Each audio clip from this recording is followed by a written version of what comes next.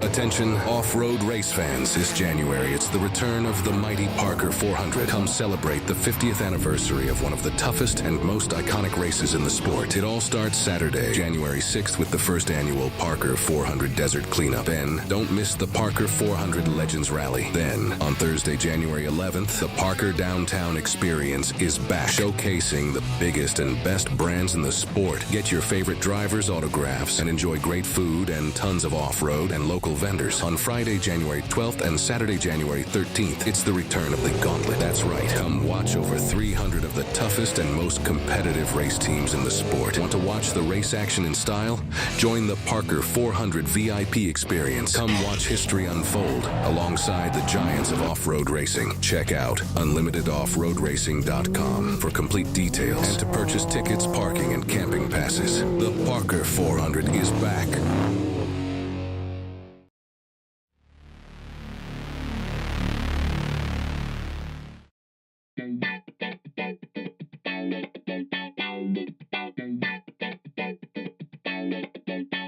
Well, if you opened up your Christmas gifts, it's time to celebrate some Christmas in Crandon. Yes, to Motorsport, the final show of the 2023 calendar season. It, of course, is the Vortex Group Therapy 100 presented by Kemimoto. And we're going to bring you that action on Racecraft TV and Podium Esports. We're excited to be alongside Taylor Burris and Dylan Goyle, myself, Ryan Bauer, our producer this evening. He's using cameras created by the great Dougie Beard. And, of course, Kemimoto understands every rider values their vehicle, and every ride is an opportunity for enjoyment. And I want to tell you, we're going to enjoy this race for sure. You see us up on your screens. Crandon is a fun track, and we're ready to get dirty here. How about you, Taylor? We're ready to get down and dirty here in Crandon. I mean, we're talking about one of the most exciting forms of off-road racing on a short course that we're about to see here tonight. 4 different classes, 4 totally different types of cars and trucks racing here for about 100 minutes.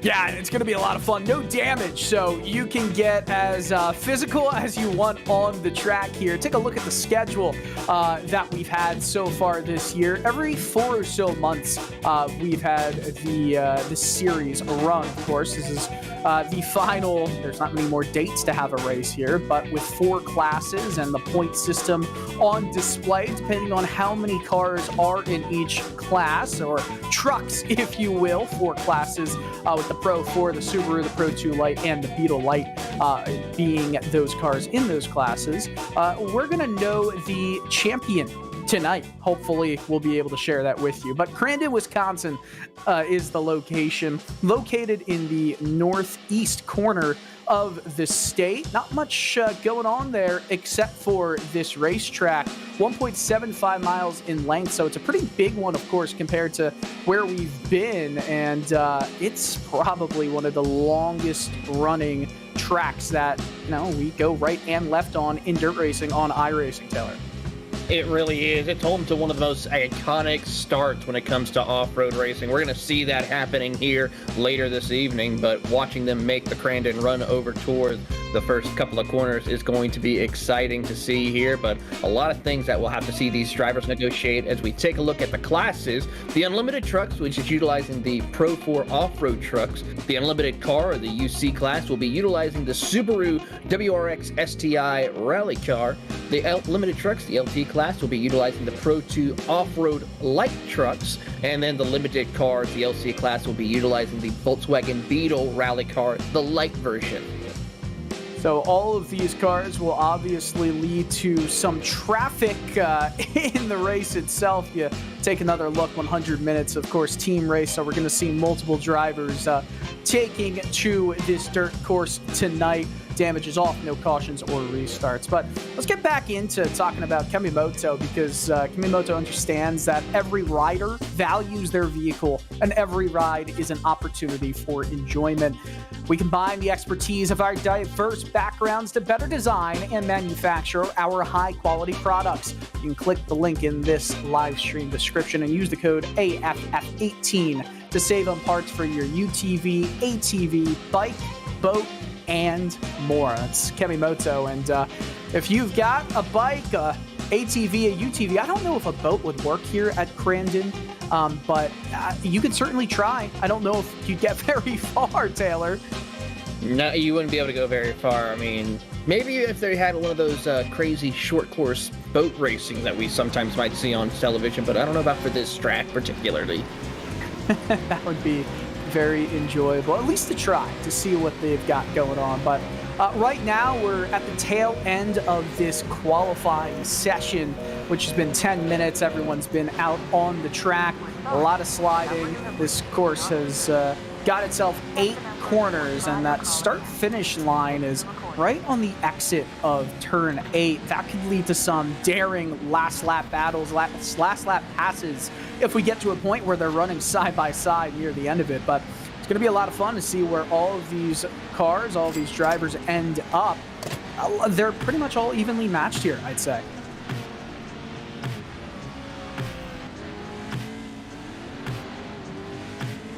So we see the Checkered is out. They'll still have the opportunity to finish their lap times. We're seeing a minute 16 is currently pole position, and we'll see if that stays that way. Of course, Josh Edmondson, who is coming into this race with the lead in the overall points championship through those 2 earlier rounds. Get that big jump right there for Evan McFarland in that 137 machine. Big slide. Oh, this is going to be a lot of fun. We're going to see a lot of these slides, a lot of passes made in the air, and I'm sure we're going to see a few tumbles, a few rollovers before the night is over. This is what I'm talking about, though, Taylor. This final corner, turn 8, where you cross the line almost immediately upon getting on the throttle on corner exit. You know you're on the throttle for pretty much the entire way on dirt.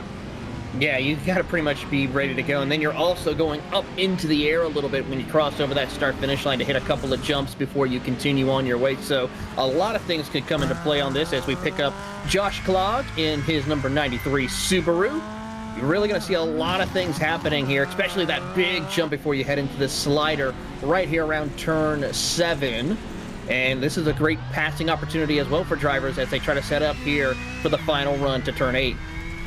Yeah, this final run, look at that. Height has a little bounce off the suspension there, but looks like it might be a pretty solid time. Kept it pretty snug up against that inner wall right there.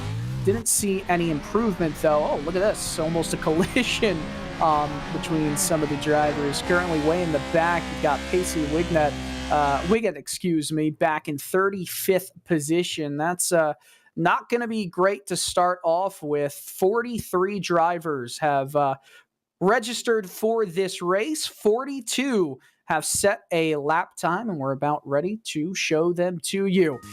In the starting grid for the Kemimoto Group Therapy 100, Evan McFarland will steal it from Josh Edmondson in this starting grid, which of course is going to work out a little bit interestingly. Darren Sainz looks to start alongside Evan right there, and of course Edmondson, Noble, Dylan Baldwin, and Jacob Raffus are going to be in your top 3 rows, while we continue moving with Josh Clark, Timothy Mismere, Cross Kirchhammer, and Aiden Irvin in those first 5, with Chris Leone and Keith Jeffrey alongside as well. A little further on down the road, we'll see drivers like Wes Graham, Ian Plash from Team Rick there in the further back in 6th position, then Chad McGee and Gary Sexton rounding out in 11th in class. Ed Boyles alongside Josh Mertz, Brian Sawyer, and Ed Smith, while Ben Bram and Matt Kalish are going to be those 3 rows. And it looks like we're getting things started, so there's the rest of your starting lineup as we get going. We are underway with this massive land rush into turns. Oh my goodness, look at that view right there. So many cars who could potentially lead to catastrophic circumstances. There's a car flipping already. 4, 5 wide, multiple wrecks going on in behind. If this isn't what you wanted for Christmas, I don't know what. That's right in front of your camera, there's more flipping. I think we need a flip counter right here, but I lost count already before they even made it out of turn 1, but already at the front of the field. It is going to be the 51 of Dirty Dane Racing of Darren Sainz taking hold of the lead in his Pro 4 truck. Oh my goodness, there was so much action going on in the first corner, but I don't think anyone didn't expect to see that as we move in flip count unknown at this point as they cross that start-finish line for the first time in the race today. So this is going to be their first full lap that they'll get a chance to complete as we see all the trucks, all the cars, all 4 classes competing. The first time we see anyone from the Beetle Lite category is 20th overall as they come across the line. So pretty much everyone from up front are from the Pro 4 and Subaru classes, which of course are the unlimited truck and unlimited car categories.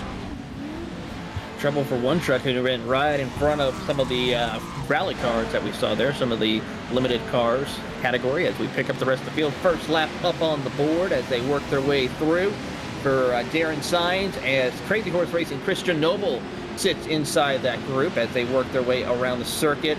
And then of course Cross Kirchmeyer and the Fighting Mongooses 75 keeps up in 2nd place. Yeah, the Fighting Mongooses with Chris Kirchmeyer is definitely great name for a team, and of course they're getting some good action right there. Everyone jumping across, trying to find that right positioning for him, and this is a great battle. I mean, we started this race, they were sitting in 9th on the grid. They've gone up 7 positions since we've come across the line multiple times at this point. So I'd say, all things considered, probably the best start you could have possibly asked for.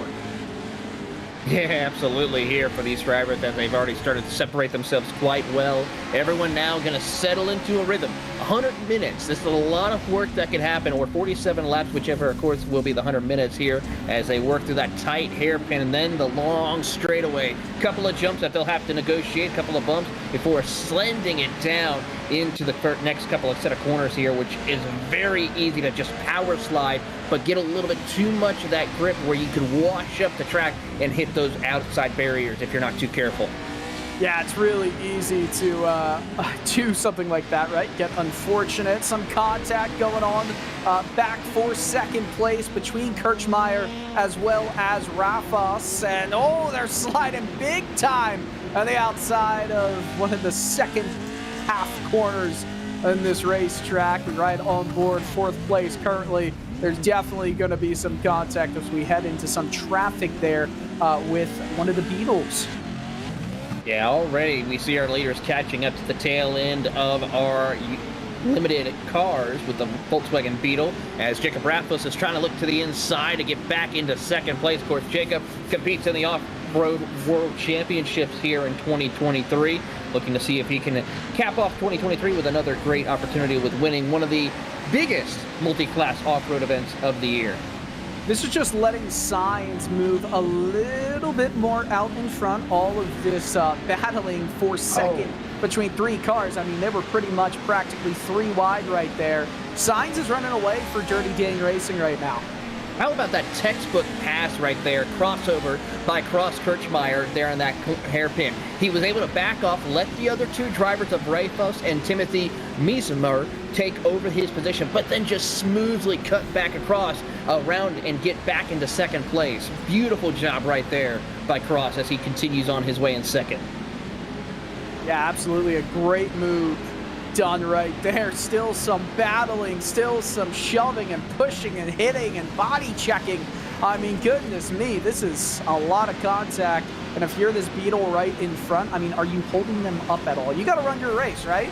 So seeing all these trucks just flying at you and they're going aggressive with their own battling. You see fifth place right in the background right there. That's Aiden Irvin for TG Racing getting involved in the Beetle. Yeah, got involved big time. Yeah, that's the one thing. You see this in all forms of multi-class racing. Your job as the slower class is to still run your line. Let the faster drivers get around you, but don't make it too difficult like this here, as we're seeing the Beetle really just putting a pounding on all four of your Pro 4 trucks, and he will pay the consequences and get sent around by Jacob. Oh, man. You kind of saw that coming, right? Oh, yeah. Yeah, you knew that. If you're trying to slide it in, they're not going to treat you with much kindness when you're trying to, you know, just mind your business. It wasn't much minding your business right there. That was getting a little too involved in this battle for second place here. And now Jacob's fallen back to the fifth position, unfortunately. And now he has to fight his way and lost a ton of time to the rest of the field in there, as he will get back to fourth, getting around the 35 machine of Aiden Irvine as we ride on board with looks like to be Ricky Harden. Yeah, we're watching as Harden is. You see that in-car cam. Look at how much he's got to turn that wheel. I mean, this isn't your tire conservation oval race on oval. This isn't your dirt oval race where you're just sliding it to the left at all times and the wheel's kind of just set up to turn left. This is a workout on the arms. Yeah, it really is. Now, one thing you notice right now with Ricky, and I hope we have a couple of other drivers to show and look through, you see he has no handbrake. Some of the off-road drivers may have a handbrake to utilize to help them drift around the corners. For some of the drivers like myself or certain other ones like Ricky, they may have a button to help push the button on their steering wheel to help make the e-brake work around some of these tight corners as you see here. Oh man, this is some good action as we ride on board with Gary Sexton, currently running in 10th place overall right now. Of course, this is not the exact showing that he wants, but he is up 7 spots as there's some contact in the back. Still okay though, rounding turn 6, this really long, never-ending left-hand corner before they get into a bit of a sharper left-hand turn in turn 7. This is, it's so funny seeing them all try and slide through as wide as these are, because I don't know if there's a perfect angle to enter into each corner with. Depending for those long, tight hairpin corners, you can really start by going up the track a little bit, then diving it down. So kind of almost diamonding the corner a little bit for some of them compared with these trucks. With the rally cars, you may want them to just stay right there to center line and drift around the corner, as we are now picking up one of the VW Beetles right here. This is John Borst, who sits third in class, and he's doing a phenomenal job. He had a little bit of competition behind him of Ricky Harden, who's trying to keep up with him as well. Yeah, just trying to send it. I mean, isn't that the whole point of this race? Just sending it every chance you possibly get. Sending it and making sure maybe going a little bit too much. Oh no, that's a horrible rejoin right there. And that was John Borst, who we were riding with, who is still rejoining and still getting hit by trucks and cars in every which direction. Lots of places changing right now. Well, this is group therapy, so hopefully each of these drivers will be speaking to a therapist while they swap out their drivers. So we'll see what happens as where goes one of the Subarus just sliding across the circuit. I mean, it's probably smart, right? You want to make sure that you're talking to someone regardless. But hey, in this session, I think the group therapy are, it's all the drivers in this race, right? It's all the drivers who are racing around. Isn't group therapy that riding and racing and trying to absolutely destroy each of them? Well, I mean, by the looks of it, one of the race organizers, Chris Leone, has disabled the driver chat. So no one's talking to anybody right now unless they're in the same voice channel in the Discord that we have on here. So I don't think that's going to be the case tonight. I was going for the It's Always Sunny in Philadelphia method of group therapy, which is not healthy at all, but fun to watch. Very fun. As we see the second place runner, Paul Mikalchik. Oh, my goodness. And Miko Lachik. I think I did that well. We got that. Paul Mikolajczyk, we nailed that. Just like he's going to nail this corner. Spoke too soon. That was a really fast entry here as we still ride on board. Second place, of course, in the limited series for the Beatles. So he's showing up right now for this team. I know. I'm actually impressed. I mean, he's really just sending it through these corners and doing a phenomenal job here with Paul as he works his way through the Ponzi corner and continues on his way. Has pretty much all by himself for the moment as he's trying to work his way up, possibly to catch Brian Sawyer, your limited car race leader in the 535 Volkswagen Auto Group. Currently 17th, and that is 17th overall. Entered that lap in 18, but we're riding on board with a lot because look at this ride up. Look at the speed, over 100 miles per hour, getting it slowed down to practically a complete stop right there. I'm sure there was some body contact going around the corner. How about a swap over here as they're riding as quickly as they can to try and just slide it in. I mean, there's going to be some contact. Thankfully, though, all the cars that flipped, the trucks that flipped, it didn't really matter because there is no damage, right? So they can just, as long as they flip back onto all four wheels, they get it moving again. I mean, I kind of wish we could have at least the body damage showing. Maybe not where it affects the handling of the car, but at least seeing the body panels fly off would be a kind of a fun deal, especially with the new damage model that iRacing has with these off-road trucks. But, yep, we have no damage here, so we'll get to see these trucks continue on racing as we're seeing basically our leader in the main rally class of Evan McFarlane leading in, again, a gaggle of trucks right now. Yeah, that is a gaggle of trucks for sure, trying to kind of just make it work. McFarlane is way ahead of the competition, around 13 seconds in front of Wes Graham right now, who's running 14th overall in the entire, I should say, 13th. This is a lot of traffic right here for McFarlane. I don't feel comfortable if I'm him. It's traffic that is not necessarily slower or faster than him, maybe some different strengths here. Yeah, I mean, if I was him, I would not be worried too much about the trucks. Unless the truck makes a mistake, get around it. But other than that, if it's coming up on you, let them go. That's not your fight, really. You're in a whole other class. You're comfortable in your position overall and in your class. Yeah, that is very true. Evan McFarlane is doing quite the fine job in this race. And now we've got a battle for P2 going on. By the way, just as we said that McFarlane went into the pits, might be a swap over here. Look at this great crossover.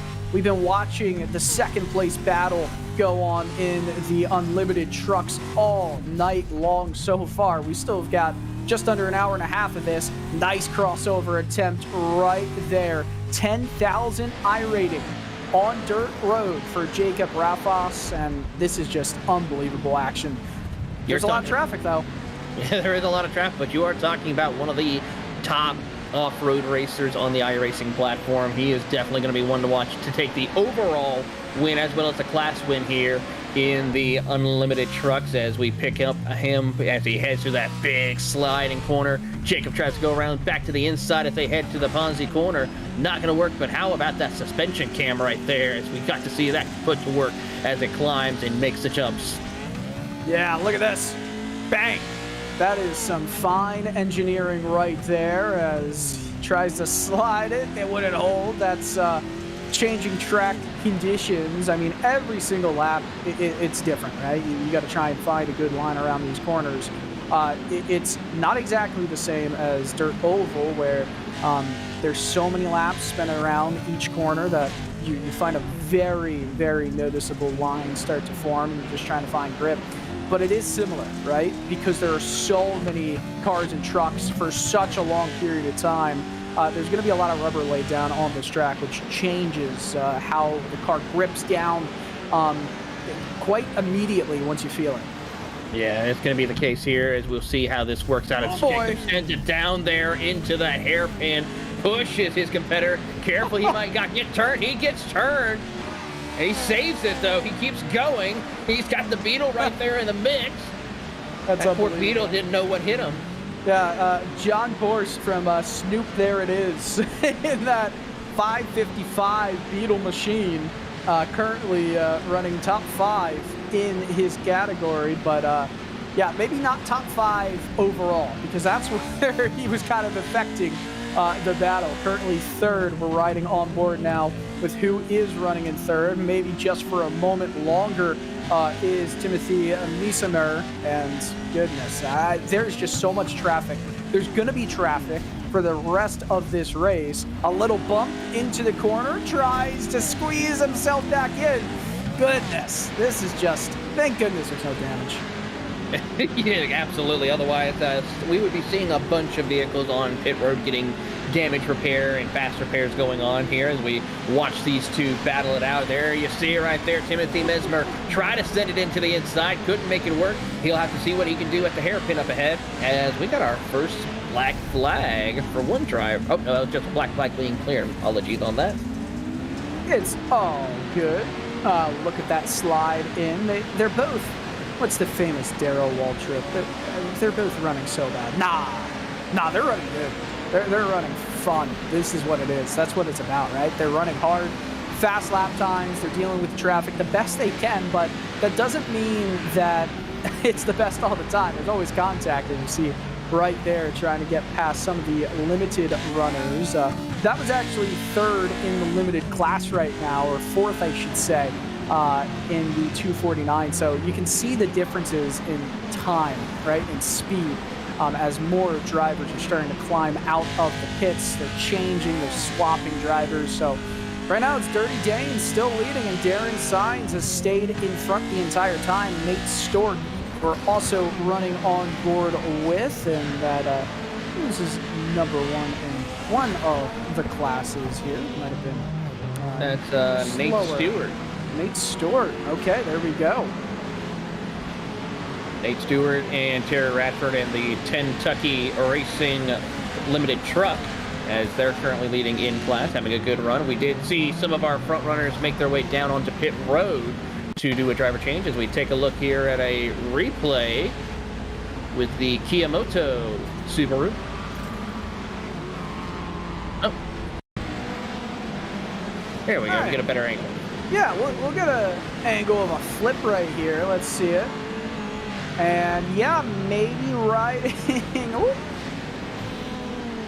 Ed Boyles Jr. will have a junior size flip right there. It's not always the smartest to ride up the dirt pile on the corner, but hey, you do you. Made it onto the highlight reels as we've finally gotten Darren Sainz' first stop into pit road. Some trucks in front of him missing their pit box, but Sainz is going to get changed. We're going to see another driver enter into that unlimited truck that he's got right there, but as well, it's going to be an opportunity to have a new leader in this race. Aiden Irvin, the first time that Sainz is not, or Dirty Dane is not in the lead of the race, and it seems like Darren still stays in. Yeah, he's going to stand for this few moments, as now Aiden Irvine is going to have to take over the race lead. Of course, one of the things is, it's because probably they needed to get some fuel. These trucks, you know, with the off-road races, they only go anywhere between 10, maybe 15 laps at most for an official race. So they're going a little bit further than what we expect for a lot of these races. I mean, we're going 100 minutes or 78 laps. So we're going to be seeing about 4, maybe 5 pit stops before this is all said and done.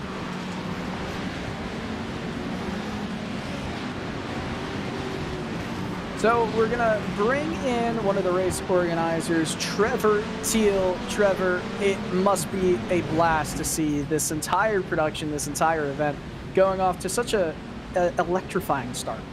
Yeah, it's been crazy so far, but really hats off to Chris. He really puts this whole thing on, and it's really awesome how many people have shown up to, race this with us here tonight. So what is it that kind of makes this event so special to you guys? Only goes on 3 times a year, but feels like every time it's such a unique time, a unique event. Yeah, probably just how unique it is. There's no other event like it, really. You got multi-class, you got dirt, and you got jumps, so it's really hard to beat. Yeah, that is very fair. When you got the jumps, when you've got dirt, when you've got 4 classes of trucks and cars doing battle here, it's smart. It was a smart move to keep the damage off. What have you been seeing so far? Who are your picks to win this one in each class? Anything notable you can tell us about next year's kind of events? Oh man, so far it looks like Evan and the KES team has been really on point with the Subarus.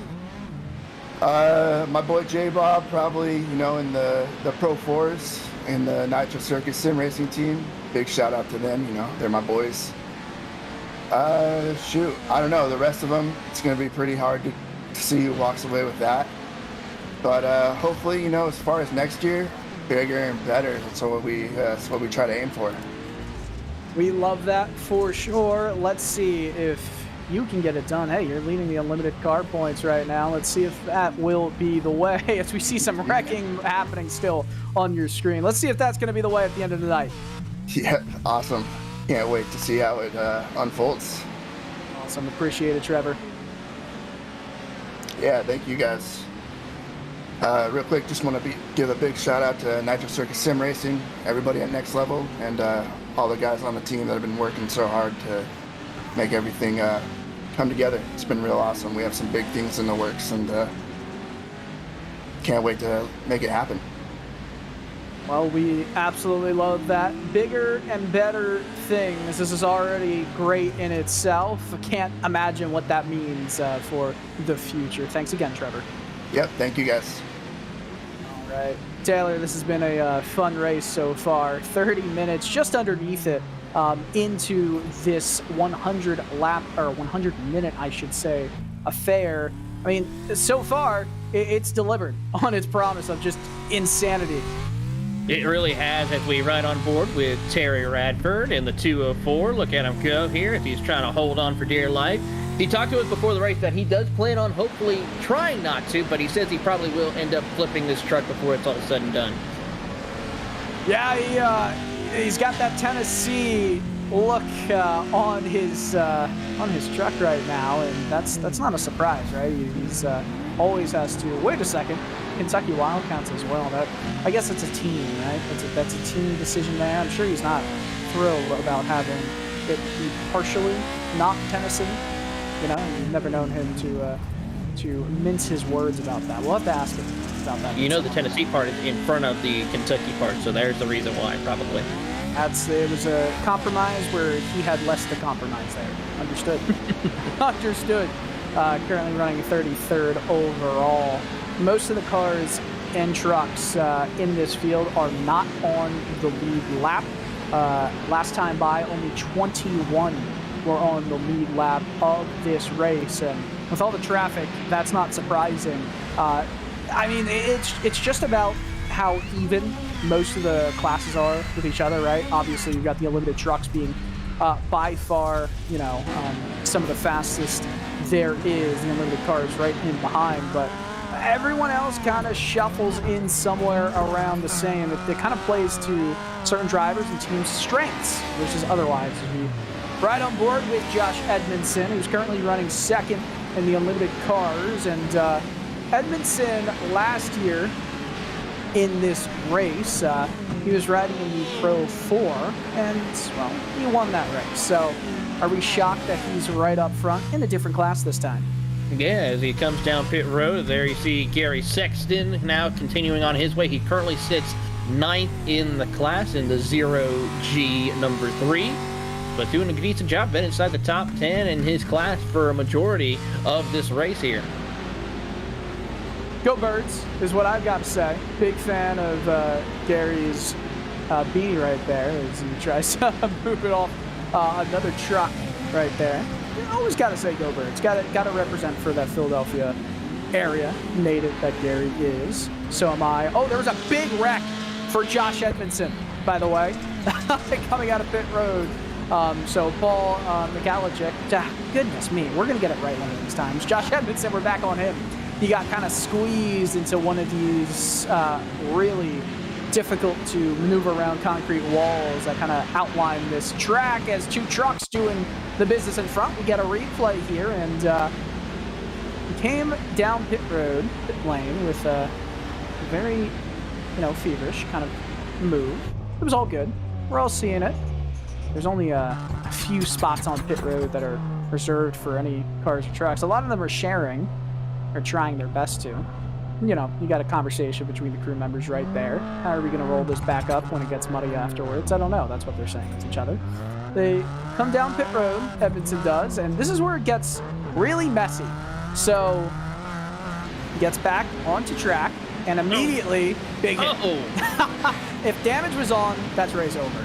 That is more than race over. That is when a movable object meets an immovable object, and it's no longer moving. Immovable force meets stoppable object is pretty much what we just saw right there. Yes, indeed.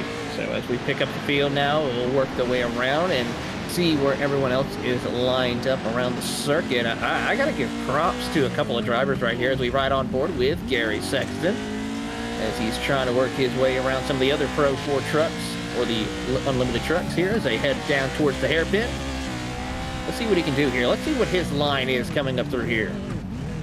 Yeah, let's see as, my goodness, there's not much of a line, to really choose from as Gary Sexton trying to, maneuver as all of these drivers are just trying to do here.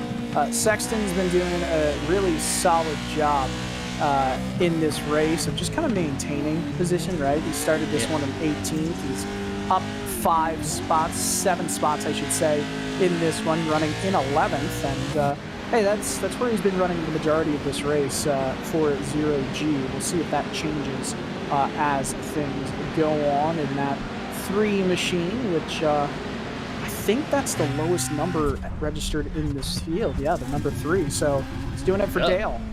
Here we go, Justin Malillo. Here he comes, iRacing's employee Justin Malillo here coming out onto the track. I believe he is going to be racing in the limited car class, the FTF machine. Having a good run so far inside 5th top 5 in class. See what he can do. Yeah, pretty solid right there for him. Running in 5th, you see those bumps jumping over everything. Look at, he's racing with a Formula style wheel on dirt. Oh my goodness. I think, that's hang on. I want to see what he does going into the hairpin right there. I see a shifter lever. Let's see if he's going to utilize that. He does. He uses it as a handbrake right there. Beautiful job right there for Justin. Gotta represent when you've got to represent, right? There's no question. He knew he watched it. He's smiling right now. I don't know if he's heard that we're talking about him on the broadcast, but yeah, great job from iRacing employee Justin Malillo. And I don't know. No, broadcaster's curse. No. Group therapy is needed for that one. Someone go get the psychiatrist. I don't. Oh man, that was a true beautiful moment. As we'll try and Chris Leone to talk with us as well in a moment. But Taylor, just what a fun time it's been. It is, as we pick up Aiden Irvine, who sits 5th in his class. He is currently actually 5th overall and 4th in class, so he's going to try to see if he can get around Evan McFarland, who's just about a 1.5 seconds up the road. So we'll see the Pro 4 truck try to catch up to the Subaru here and put a little bit of fun in here as Keena Kuzin in the Team Rick machine. is out on the track and definitely putting on a show. You can never count out Team Rick. Those guys always put on a great show, no matter what they do. And there's Keenan out there on the circuit. Let's see what he can do. That's definitely a little bit better than a Formula-style wheel, but as we see the 169 machines start to just tear it up, that's a pretty good corner, especially with the car on the outside right there. Yeah, using the handbrake too right there, as we'll see him work over towards the hairpin right here. Watch, see how he handles it. Right there, just pulls on a little bit. So what you don't see is look at that truck on the left-hand side. He was coming in with a lot of strength and power, just couldn't and didn't want to slide it in completely. As again, coming through turn 5 before we go through 6, this long left-hand turn that, albeit he didn't get the best entry in, can he save it with the exit? A little tap with the right rear of that outside concrete wall, or bricks it looks actually more like, and that's a big slide. Someone was giving some acrobatics as Team Rick gets collected. It's what you expect, though, right? You expect. In this race, absolutely you expect to see contact and flips and things that you just can't explain on screen. Sometimes it's best just to move on. Yeah, sometimes. I mean, you could do a wide shot, and there's going to be so many Easter eggs that we miss, and I call it Easter eggs, these wrecks, as we get a replay of the flip we believe we saw. Oh, goodness, that's 2, 3, Moya, Omega Team Off-Road, and that was the car that we saw Team Rick make contact with. So, there we go. Explanation to the story.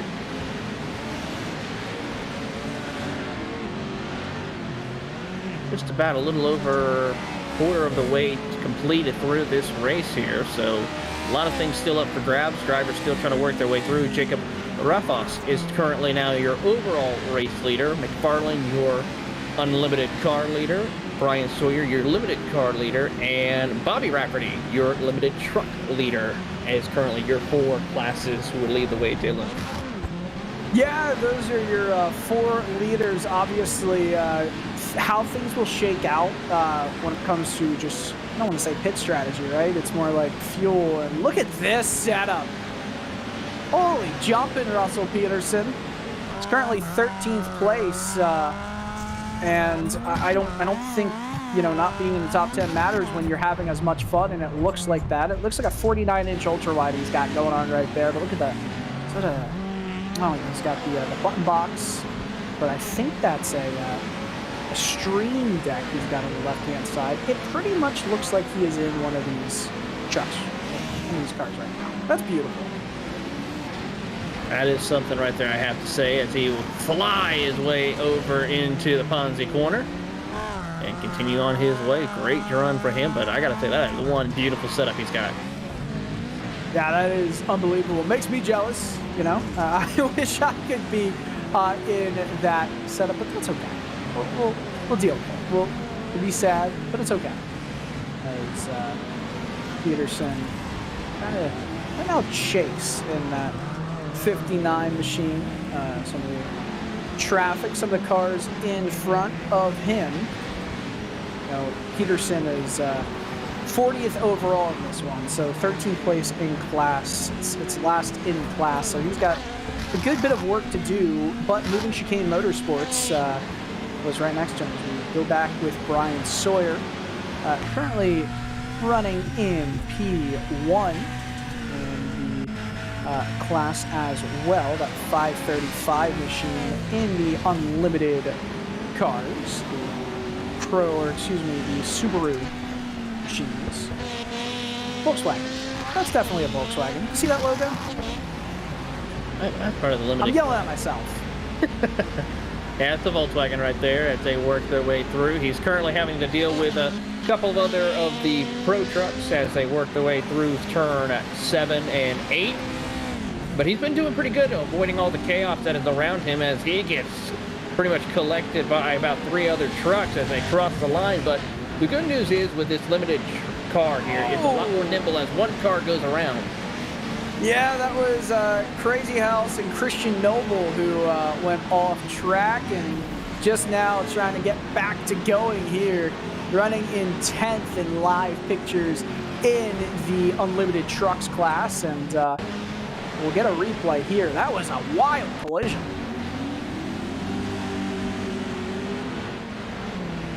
As he works his way through the start-finish line here, there's the contact, goes for... Ooh. All I gotta say is I hope no one's on a motion rig. That's all I gotta say. Because this would be bad. That was a hip check and a half, you know? Just two trucks going at it, and one comes out a little bit more worse for wear than the other. That's what you expect here as we ride again on board, this time with Bobby Rafferty in that 7 machine. That's currently leading in the limited truck class, the Pro 2 light trucks, and I still feel like everyone's approaching corner number 7 in a weird way, right? They're sliding in with a lot of speed as there's some contact right there. We're showing all the wrecks live as they happen. That was a tough break right there for Bobby Rafferty. He's going to drop back now as John Nobinger in the Team Core 96 will retake the race lead, or take over the race lead in your limited truck category, as there you see Bobby Rafferty continue on his way.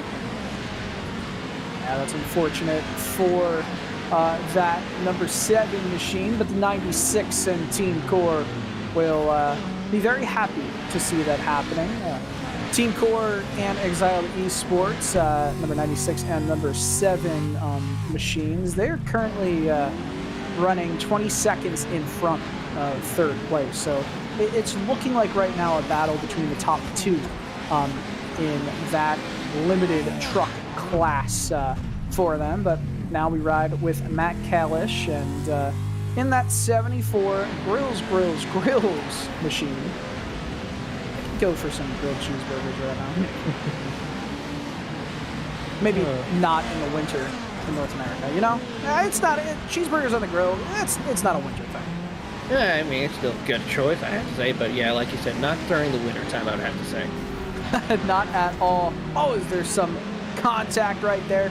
This is a battle right now for P9 with Team Pro 4X 4-time, but immediately the battle gets a little bit cut off as Kalish is going to go into pit road, get some fuel or a driver's swap. We'll have to see as multiple cars and trucks are on board, and get the onboard there. That's a jump scare and a half if you're riding. You ever, you know, on iRacing, dealing with maybe someone's connection isn't the greatest and all of a sudden they appear right in front of you? That's a jump scare. That's a horror game. Certainly is here as Keenan Kusin continues back out onto the track. He's been out there for about 28 laps, and he's going to sit in the 5th spot for the time being as he tries to hunt his way back up. He's got quite a bit of work to do to catch up to the driver of Evan McFarland, who sits 5th overall and leads the class. So he's got plenty of time to do it, though. Hour and 3 minutes to go. Yeah, plenty of time to get something done here. It's amazing how much time there is still in this race, and Keenan Kusin is flying right now, trying to slow it down for that corner. Could not do it though, and now we have this long run into that quick right-handed kink. This is one of the more fun sections of this racetrack, because if you can get a good amount of speed through turn 5 to set you up for this long turn 6 to the left side, I don't think drivers realize how slow they kind of have to get it to completely turn out of 6. And then this entry into 7. I mean, this is the right idea for me right here. Just slow it down as much as you can so you can get the power down pretty early and then just attack this jump. Keeping an eye here on some of the other drivers as they work their way through. And seeing so far if there's anyone who's been really making a charge up through the field. So far, no, everyone's kind of just been holding their position and minding their P's and Q's as we approach 1 hour left to go in the race. Well, Snoop, there it is in pit road, and John Borst shot his pit entry by a lot, or is he trying to go back out on track. This is an odd, yeah, so he overshot it by 6 boxes. He's still trying to get it in, but Aiden Irvin will go back to him. Currently, again, running in P2, 6 seconds off of the lead of the race. Sim Magic Nitro Circus with, of course, the 10K rating man of Jacob Rafas. Mark Miguel currently in 31st overall. Trying to do battle here. The 81 machine currently 9th in his unlimited car class and trying to make it work. It's been a struggle for the 81 today. A little bit of a struggle indeed here as he works his way around the circuit and tries to see if he can find his way back up towards the front of his class. But for Mark Miguel, it's going to be a little bit of a lone situation for him. But hey, it's still a fun show to be a part of as we ride back on board with Aiden Irvin in P3, that 35 machine. Still trying to make things happen. Just a few tenths off right now of the Short Bus Heroes Timothy Miesimer.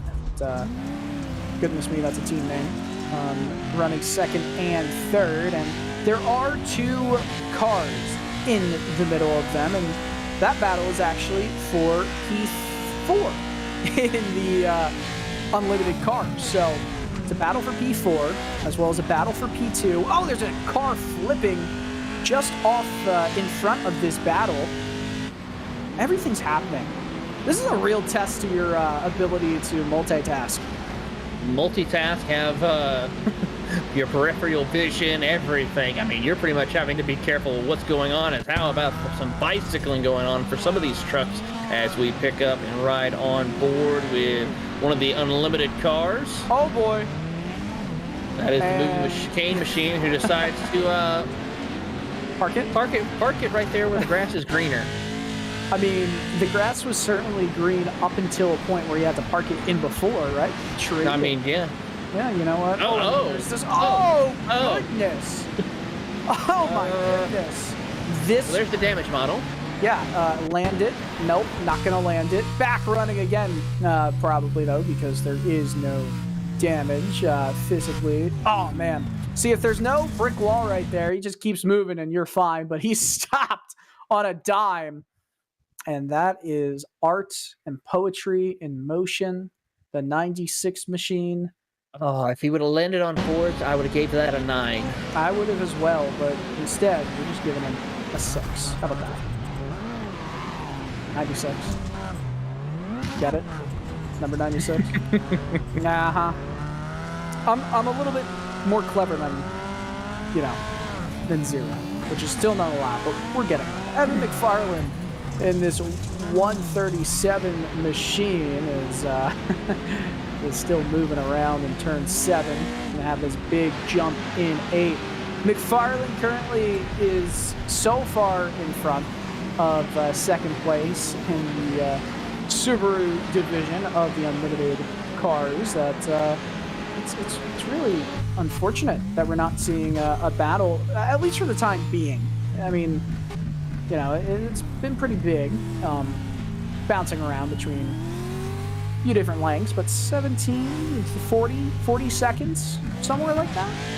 Yeah, about between him and his next competitor of Josh Edmondson, you're looking at about 30 seconds as we pick up Cole Fisher, who sits 4th in the unlimited truck division here. Closest battle for position is for 5th in the unlimited trucks between Stead Miller and Tom Grady, the 10mm socket team and TG Racing. That's the closest battle out on track. We'll have to take a look at those guys here in a moment, but it's going to be interesting to see how we'll see the rest of the field work their way through, as there goes one driver, just parks it there in the hairpin. Just parking it, you know. Sometimes you can do it on the front stretch, sometimes you'll do it on dirt roads, and that's exactly what we're seeing here. Tom Grady, not to be confused with multiple-time Super Bowl champion Tom Brady, is currently swinging it here in 6th place overall and in class. I should say more in class than overall, because there are 2 unlimited cars that are in front of him, so 8th overall. How about that? Doing battle, though, and Chris Leone is... Oh boy watching as a machine flips in front of him.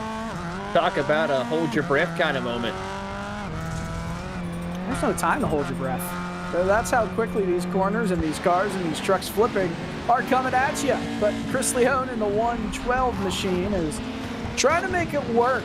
Sixth in class, and that PLT Motorsports car is looking pretty solid tonight.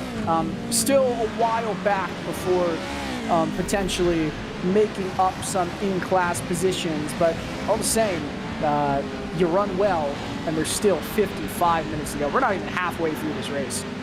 And he's about 13 seconds behind the next car for position, which is the whack on, whack off of Wes Graham, who, as we see Justin Malillo, did he have a little bit of fun? The answer is no. He's gonna, well, Justin, that's not the right way to go. There you go. You got to turn it around and then send it. Yeah, that's, oh, I thought he was going to get sideswiped right there at the end. Oh, are we still getting some more action? No, he's good. He's back on course, but we are staying on his replay for a long time, which leads me to think that, yeah, I was scared that something else was going to happen, but this is the 3 Gary machine. Oh, is Gary Sexton gone? Is he out? Did he blink? I don't know. Zero G currently coming back in, and oh, out. You never know. There is a car that has flipped in turn number 4. Dylan, I think it's safe to say that a car has flipped on every corner All right, lap. That's fair. I'm talking about it's still turtling itself right now, and it stayed on its roof. Oh, it's still there. Okay. It's still there. See? That is beautiful camera work right there. Oh, beautiful camera work. Oh, here comes another one. No. Oh, darn. Ryan Bauer doing a great job showcasing. Oh, is he back? Nope, still on his... Ricky. Come on. Ricky Someone Harvey. help him out. Here we They're go. all trying. I think it's now. Oh, no, it's got it. He's got it. Oh. There. He got it. Oh, no. Well, chaos. Now that was beautiful. Everyone trying to work with him to get him back onto 4 wheels, or they were just overshooting the corner, which is also a very obvious answer. I think it was a goal for everyone to overshoot it still, but I'll flip him as that is true here on us. Real racing. We love that. We love that. It is real racing. Except there's no damage, right? So we've taken some of the realistic elements of it, of something like that, and because this is a group therapy session, we've made it more fun-based, I guess you would say. That's not to say damage isn't fun, it's just not when you're on the receiving end of it, right? I have to agree, as we are riding on board with Raphael Hubie in 4th place in the limited truck category. See that machine, look at that, really hugging that dirt banking. That's going to destroy his line on the exit of that corner in that 30 machine, currently 4th place in his class, the limited Pro 2 trucks, and we'll try and go over the jump right here, and goodness me, he's trying to get back into it, but he is in a bit of a situation where he's losing time to similar class drivers in front, but there's a chance as he has to go past the sliding machine right there. Didn't even see who it was. That's moving just chicanes. Yeah, just the moving chicane. It's dynamic, right? It's Mario Kart-esque. There's always a new track layout to have to deal with, which I guess is similar to dirt racing, huh? It is dirt racing. We're realizing things in this group therapy session. Well, as we pick up the rest of the field here and keep an eye on some of our unlimited cars working their way through, we'll pick up our race leader, Jacob Rafos, who is currently still holding on. He has about a 9.5-second lead over Timothy Mesimer as he works his way through around across the line. He's been up front for quite a while, and he is starting to set some consistent pace. As there you saw the KES Industries machine of Evan McFarland swapping out with his teammate Robbie Learile, who will take over for him. Yeah, now we're really starting to get some new faces into this race. Didn't know if everyone would split it at, that halfway point, or if they'd come down, right, with 33 minutes, something like that, where some of the trucks don't have as big of tanks or these cars. So it's kind of just how much can you stretch it, how far can you go. And obviously you want to win overall, but the only machines that have a chance of winning overall are the ones in the unlimited trucks. So if you're not an unlimited truck, then you're just going for your class, right? You are pretty much going for your class and focusing on trying to get what you need here in this race. Still a lot of different strategies to go on to play here for a lot of the drivers as they get themselves ready. But Dylan, I think we have a very special guest joining us up here in the booth momentarily. Oh, it does appear that we have Chris Leone joining us. And Chris, oh goodness, you have been flipped one way on our broadcast. Chris, it's been fun watching you out there. Has it been fun in the wheel? Behind the wheel? It's been, it is always stressful, but I have kind of felt like, this is a race about patience. It's always been a race about patience. And the more patient that you are, and the more willing you are to use your brake pedal and let things happen and just sort of drive around them, the better off you are, That's, I think Teal and I are going to need to trade prescriptions for heart medication after some of what I dealt with in my stint. But hey, we're doing good. We're staying warm. Our friends at Kemimoto, who sponsored the race, gave me this nice little heating vest. I think I forgot to turn my little battery pack on, but this thing has been keeping me nice and warm throughout. So. Chris, you're obviously in communications, and you had all that at iRacing. Yeah. And, is this part of your communicative skill set where you want to reflect what we're seeing on track with a lot of these cars and trucks, so you decide to put yourself sideways on the broadcast? Well, hey, okay, so I asked... Hey, there we go. All right, so... Yeah. Oh my God. But Bauer told me that we were going horizontal, so I don't know. Well, it's fun. It's fine. It's been It's off-road racing. It's off-road racing. That's how it works. We don't know what we're doing. I keep forgetting to turn my battery on. Hang on. It's okay. Hey, we go. It is the week between Christmas and New Year's. We shouldn't expect to know exactly what we shouldn't. Or what day. There we go. My light's on. My light's on now. There we go. Yeah. What a nice look. So tell us what that's a heating vest right there. We got. Yeah, it's a nice little heated vest.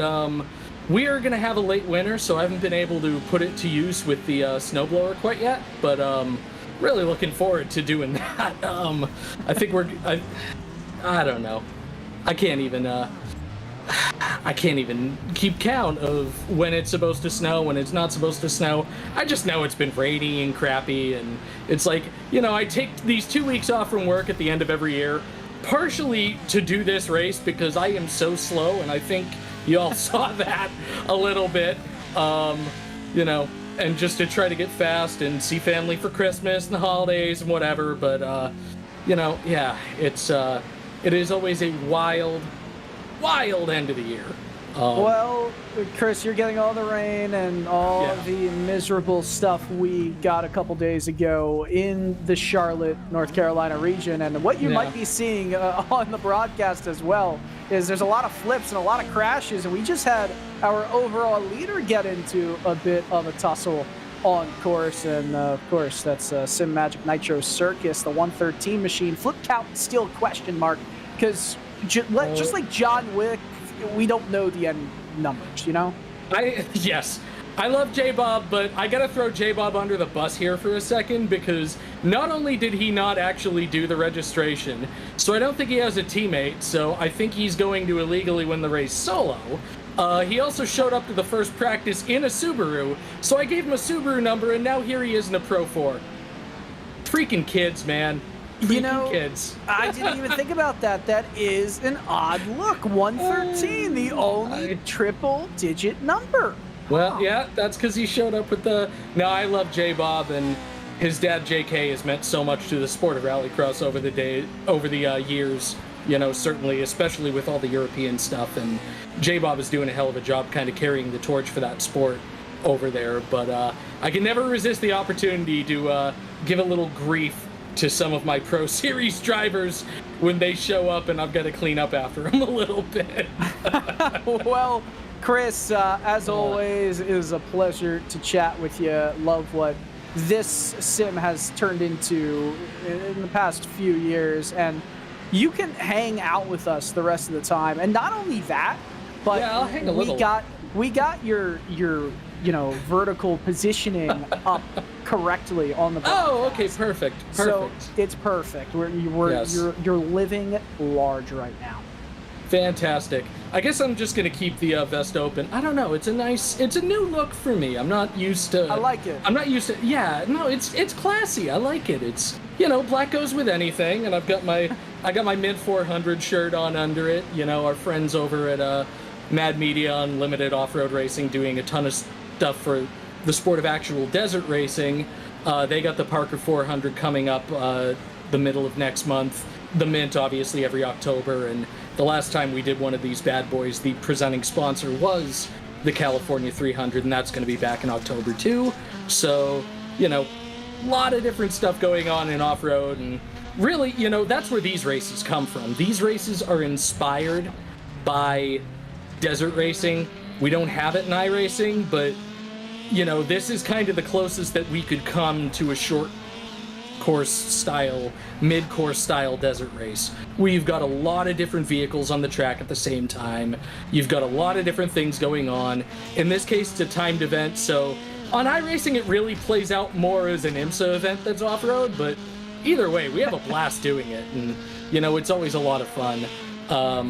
Teal and I going for the Unlimited Car Class title right now. We're going up against Cade McKee with Iron Rock, and Cade, of course, messaged me an hour and a half before the race saying, "Can I solo?" And I'm like, dude, come on. So we found him a teammate, and Solomon's hanging tough in there with him. I know they had a little bit of rotten luck towards the beginning, but it's a long race. It's an hour and 40 minutes, so it's the length of an IMSA sprint. So, you just gotta be persistent. You gotta persevere. You gotta do your best to kind of get there to the end.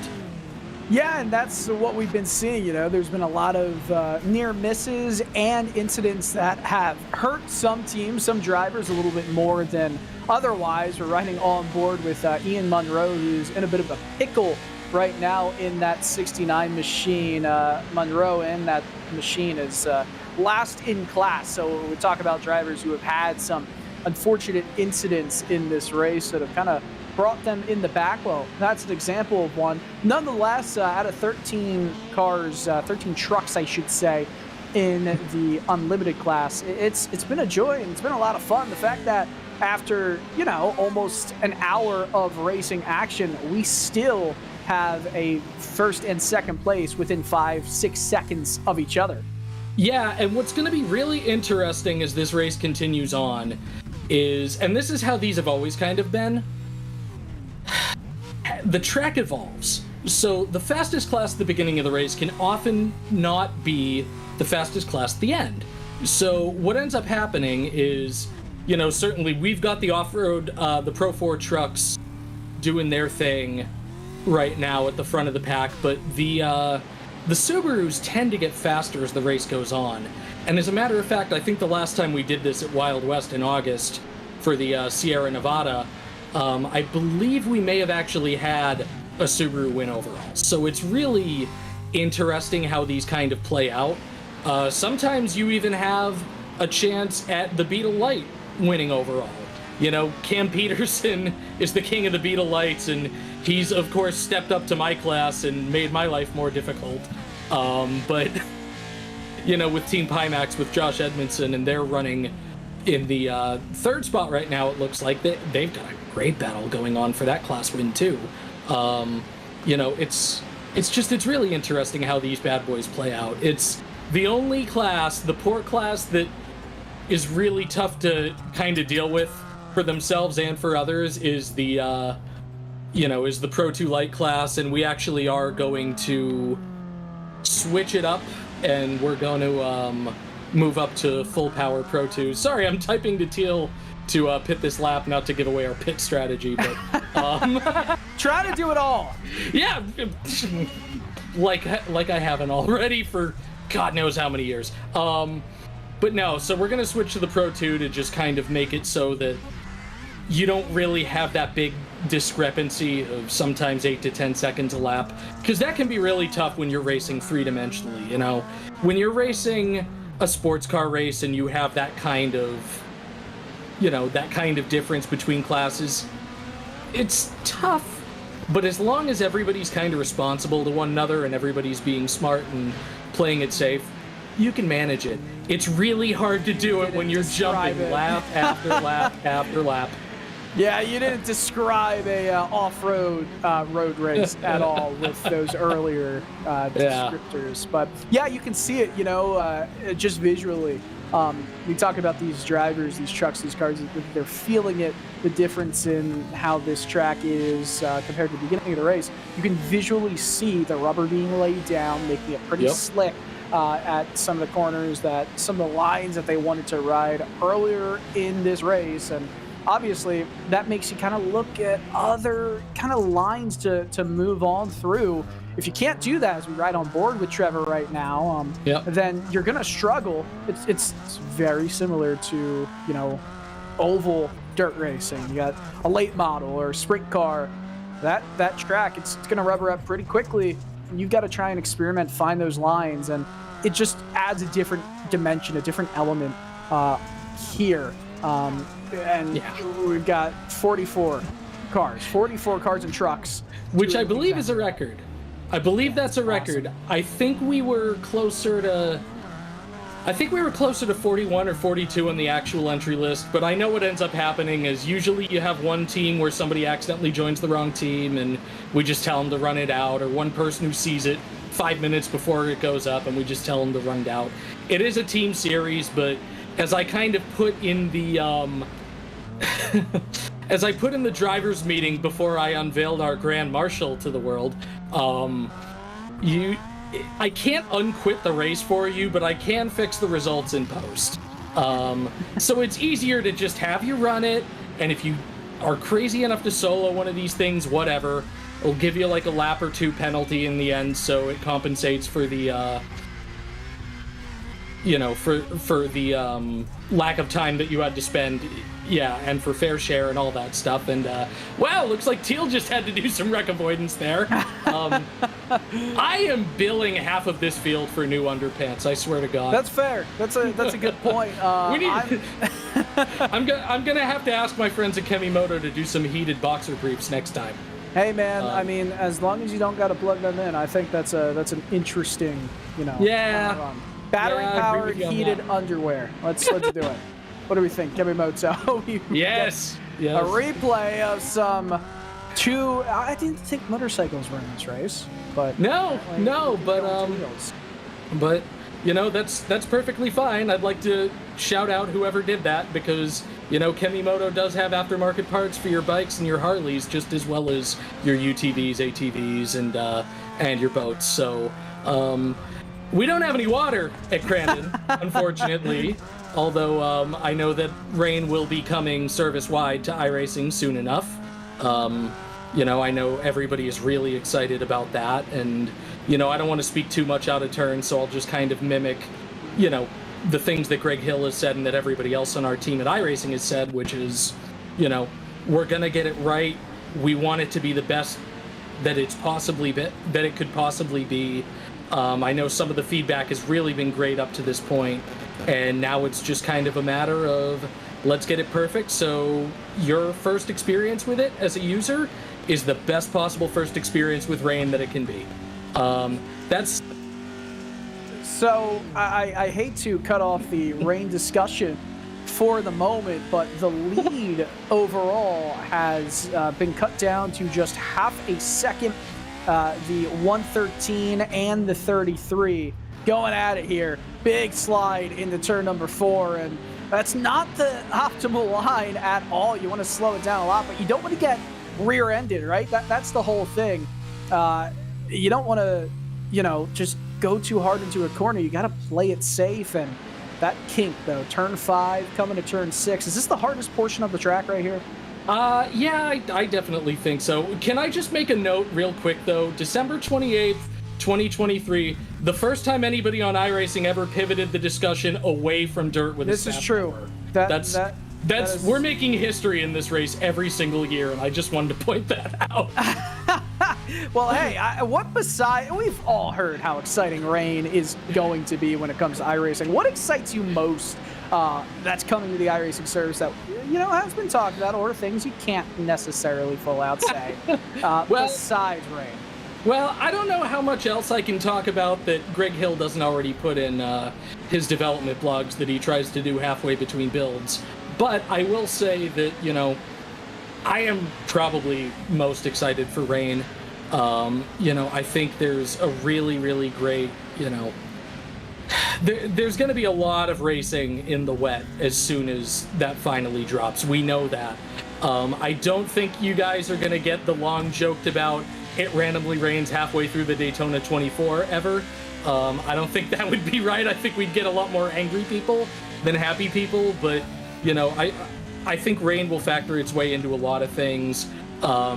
Weekly S2, I'm not sure quite so much that it'll factor in, because we're bad enough drivers as it is. We don't need a wet surface to prove that to anybody. But on the normal Thursday and Saturday shows, but it looks like we do have a pass going on for the lead with J-Bob, and I'm not sure if that's Timmy or his teammate. That's good battling right here, and I want to include Taylor into this conversation too. Taylor, you're still there, bud. I'm still here. I've just been enjoying this battle for the race way between our top two in the class, so don't mind me. But Chris, we got to talk a little bit about this particular style of racing that we have here on the iRacing service. It's been on here for a couple of years with, of course, your help and the rest of the iRacing staff to help bring off-road and rally course racing onto the service. Yeah. But going into 2024, what do you think we could see as far as improvements possibly to this style of racing, or even for the World Championships? So obviously Dirt Refresh was a big one. That really changed the complexion of the Pro Series that we had last year. To be honest, the big thing that I have been focused on, and I've kind of made no secret about this, both, privately within our team, and we've all kind of identified this, is we do need a starter vehicle, like a side-by-side or something that's more approachable. I can't make any promises on timelines. We're working as hard as we can. I'm making as many phone calls as I can, to try to get somebody kind of on board, and it just takes time. I mean, we are primarily known as a road racing and an oval racing service. We have a fantastic relationship with IMSA. We have a fantastic relationship with other forms of road racing, open wheel racing. We have a great relationship with NASCAR that will, sooner than later, bring us into the world of console gaming with them. And then even on top of that, we have the world of Outlaws. But, then you've got a form of racing and off-road that we really have had a lot of tumult over the past few years in off-road racing when it comes to sanctioning bodies and things like that. And it can be really difficult from a development standpoint to figure out where you want to go until you've kind of got that stability and you've kind of got that clarity. I mean, unfortunately, we had a series get announced in off-road, in short course, that was going to run with Crandon, that lasted about 6 weeks and never actually turned a lap, and really threw a lot of people under the bus. You've got Nitro working really hard, Nitrocross, to establish itself, and they're doing a great job. Those are a lot of people that I worked back in the GRC days, and it's just a very interesting time in off-road. It's not like where you've had IMSA and other sanctioning bodies kind of come to this unified global understanding of what your top formula is, so you can put something together easily and just kind of focus on that one thing. you know, Rallycross, a lot of things have been changing and evolving. You know, both World RX and Nitrocross have totally new formulas compared to when we scanned, and both are still kind of figuring out what their footing is.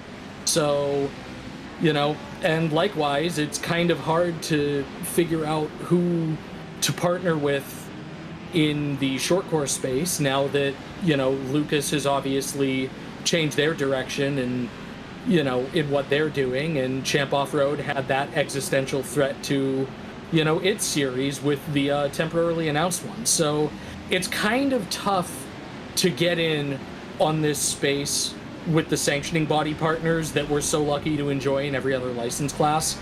So we're having to do our best to kind of identify, okay, what can we do here to come up with something approachable? And so, yeah, we have talked about side-by-sides a lot. I'm doing my best to kind of come up with whatever I can on that front. A side-by-side can run anything on dirt. It could run RX, it could run this, it could run dirt ovals even. So that's kind of my focus and my push personally, is to try to find that possible partner and see what we can do with them.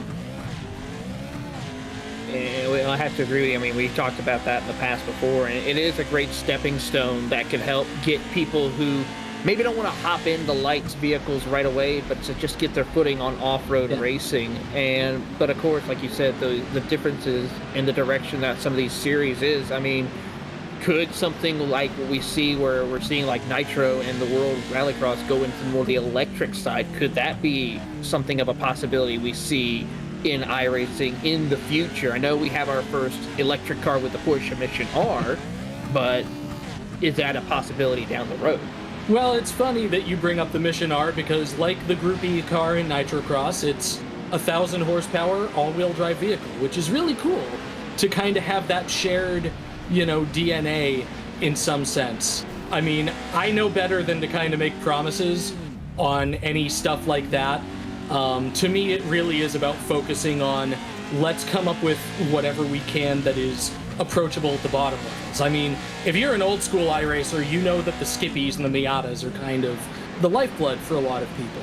And the biggest way to kind of illustrate the discrepancy that I've found is you have a 70 horsepower Formula V that is your that is your starter car in road racing, right? And then the Formula Ford's not all that much more powerful than that. You follow that up, if you're going oval racing and you start with a Legends car, I think it's about 125. The Beetle Lite's about 300. The Pro 2 Lite's about 450. So you're starting much higher up the ladder in power on those things than... Oh, looks like Teal's gotten a little... I think... And Trevor saved it. It's okay. But we've, it's... And I'm telling him to pit this lap again. I digress. This race... strategy. For ADHD type brains, this is a crazy race to follow. But no, just that horsepower discrepancy between the two different, or the four different license types, rather, with the dirt road cars having so much horsepower comparatively at the beginning. I think that's the big thing that I keep pushing on as somebody who comes from that world and wants us to keep building there. And I think that's what we're going to try to focus on if you see anything new anytime soon. I know there's a lot of other stuff out there in the world. Nitro is building tracks beyond my wildest dreams, I can tell you that for sure. I know there were a couple of other great tracks out there, but really, if you have the right starter car, you can throw anybody you want into all 20 layouts or so of what we have in dirt road, have people be able to run everything. And to me, I think that's really what's kind of what would kind of be a good starter experience. And so I'm going to keep pushing for that, and I think we're going to keep looking at that in terms of anything new that comes to the dirt road license class. No disrespect to all the pro guys, I know they have tracks, I know they have cars, I know they have things that they want, but as amazing as the Group E car is, and as much as I would love to have it in a race like this, we need to give people the tools in the sim to be successful race car drivers. Simulated race car drivers. It's cool that the Pro Series guys, I think we have more real-world experience in that driver class than in any other Pro Series that we have, but part of it is because they have learned those skills in lower-level cars in the real world. And so to me, that's kind of the thing to look at, kind of the thing to focus on. Have to agree with you 100%. And you, like you said, that the World Championship for the off-road racing is probably the most professionally leveled drivers out of any of the other World Championships that we have. Yeah, exactly. I mean, Connor Berry, Keaton Swain, Trenton Briley, all pro-like guys in the real world. We've had a lot of other people. Tom Grady, I think, did Ultra 4 racing back in the day for a little bit. You have a lot of people with motocross experience, Crystal King, Josh Edmondson, people like that. And then you've got people like Cam Peterson, who won all those races in the first year of it, that, Cam's done some dirt oval, circle track racing up in Canada, and I think he won 50 grand a couple of years ago in one of those races. So you have a lot more people, I feel like, with that real world experience in that series. And on the one hand, it's a cool story, but on the other hand, yeah, we need to give somebody who's never played an off-road video game before that kind of experience, that pick up and play experience. On the bright side, Exocross is coming in the coming months, and that is an amazing pick up and play game. The Orontes folks, we have put so much hard work into that game. It is such an incredible fun experience to drive. I've done a little bit of play testing on it, and oh man, they just feel like trophy trucks. They feel, I wish it wasn't a sci-fi game sometimes, because I feel like we could just drop a trophy truck shell on it and it'd just be good to go. That sounds like an idea. But I can dream. That sounds like an idea for I will push it, I promise. Quickly. But I got a chance to try out the demo version of that game at the eNASCAR Championship race, and that was fun.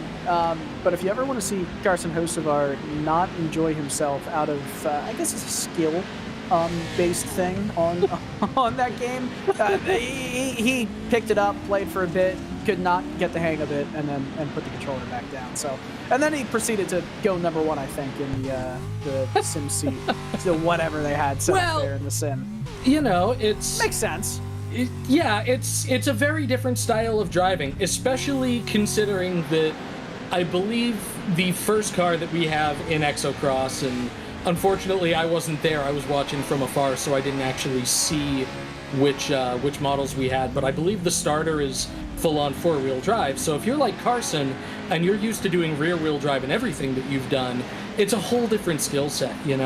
I have people that we race with regularly in Yes 2 in our Thursday and Saturday shows who love two-wheel drive, and people who hate it, and we have people who love four-wheel drive, and we have people who hate it. It's just everybody's got their different preferences. It really depends on, I have become a much better driver since I've started trying to focus on doing rear-wheel drive well, and that's kind of what we do with, we have got some great off-road setups for the Legacy GT3 cars, let me tell you, but, yeah, put that brake bias way, way forward and wear that track in, and you can do it, I promise you.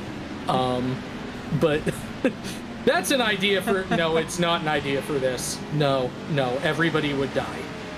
That's fair. That's a good point. It's very tough. We kind of, I really wanted a Safari Rally type car. I really wanted a Porsche, so we started joking around with it. And Cade McKee, who Teal and I are going up against for the Unlimited car sets, he built a setup, and then I basically just copied like 6 of the parameters to about 30 other cars, and we just called it a day. And looks like Teal just drove around a giant wreck, good lord. But I digress. This whole race is just, a bunch of people staring at a screen and then shouting squirrel. I'll tell you what, this battle we've been seeing on screen has been raging for around 20 minutes, and it has been wonderful for the overall lead of the race. Both drivers for Cinemagic Nitro Circus, as well as Short Bus Heroes, struggling in one way or another throughout. And there's a ton of traffic, as there always is, but noticeably so more right now in the car variety. So again, we're talking about them spinning right in front. I think it just leaped over one of the cars that spun. Oh my goodness. Just great action, fun times here. And as the joke goes, we all need group therapy after this race. So we'll get a replay here of what exactly happened with the 113 and the 33. And I probably should just tell the story for those who are watching this for the first time. Yes, group therapy is a name of a bar in Crandon. So we've named the race after the bar, you know, not only, yes, because you need group therapy after the holidays, I think we all do, but also because that was a pretty neat bar, and hung out there with Jim Beaver, hung out there with Keegan Kincaid in 2019, and that was kind of my initiation to the Crandon World Championships. That was a blast.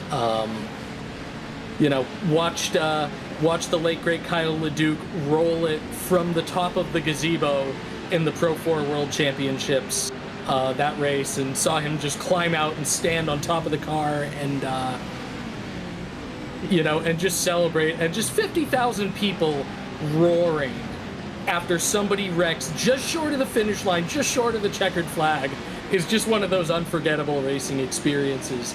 You know, it kind of had shades of Talladega Nights when they have the big wreck at the end, except for it wasn't a long enough wreck to quite get the Applebee's commercial in there, but I digress.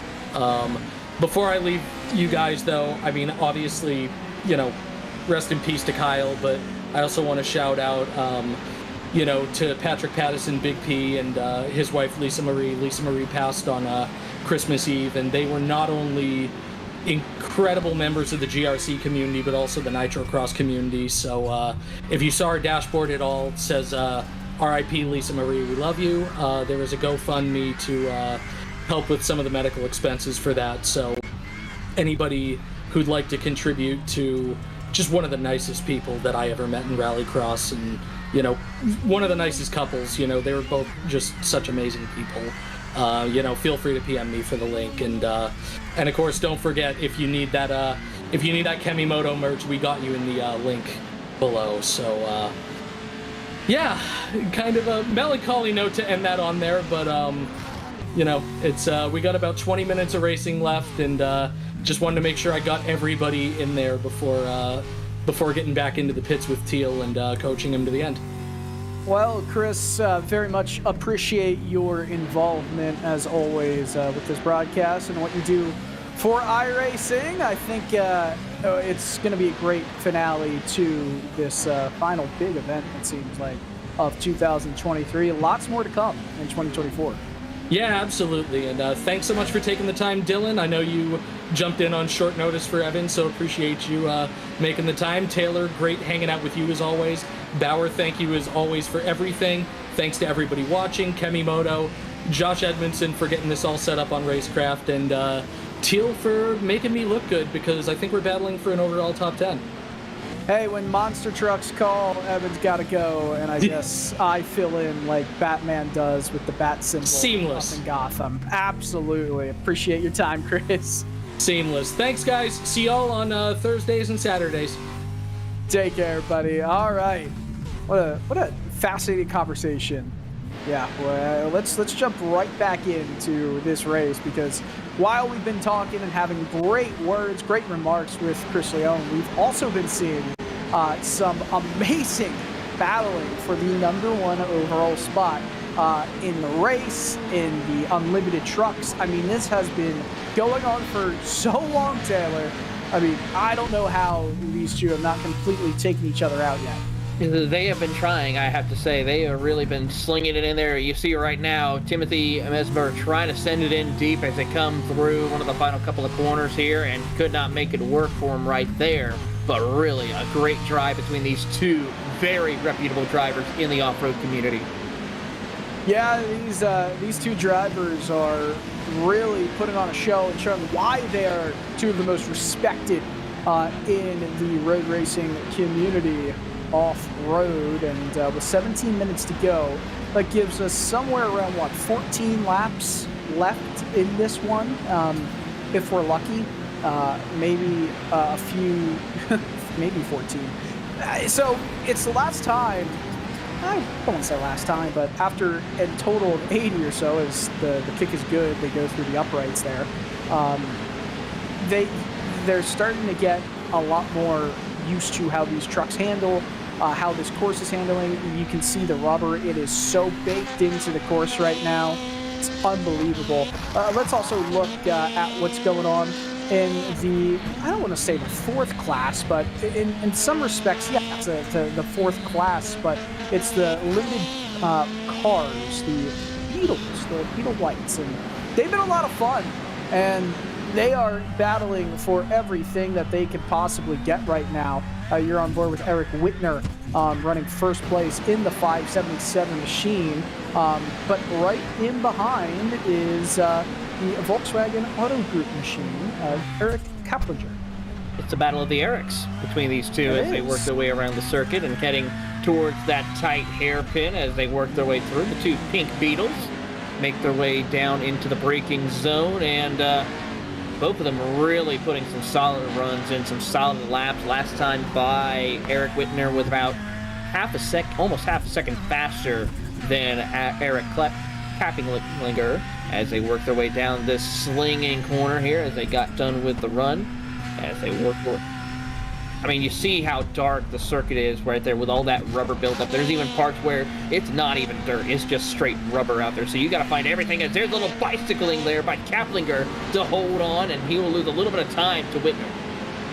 Goodness me, that is some wild running right there. I mean, it's getting to the point where every mistake is going to be compounded, right? You're going to have fewer chances to get back into the race if you mess up, if you make a mistake, as we now ride on board with Bill Miller, speaking about trucks, cars that are in the back of the field. This 34 machine, though, trying to make up some positions, and right in front of him is a position he could possibly get overall. That is not for in class, that is overall, but is still trying to make some moves, 3 laps down off the lead of this race, which, by the way, only 5 drivers are on the lead lap. And of course, you've got your 2 overall leaders, then you've got your 3rd and 4th, which is 1st and 2nd in the unlimited cars, the Subarus. That's pretty impressive. I know we talked about with Chris, that, you know, Subaru could win this race overall, and hey, 40 seconds behind, it's pretty great battle, pretty great showing. Very great showing, I have to say, here as they are working their way through, and they are about 34 seconds. If something were to happen between these top 2 and overall in the unlimited trucks, they could capitalize and be right there on top of it if something were to happen. This is a gaggle of cars and trucks, as we said earlier in the broadcast. Some contact each way. You keep it moving. Oh, no, was that a top runner in the Beetles class that just was turned around? Yes, it was. Oh, it was Kaplinger. The battle of the Erics no more. He was running 2nd before he got put into the wall there, or put himself into the wall. And you talk about those mistakes compounding. That's going to be a hard one to come back from.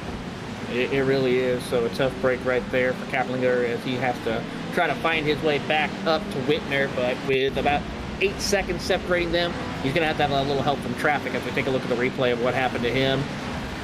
He's just in that big gaggle, gets caught up, and gets turned around right there after contact with one of the trucks.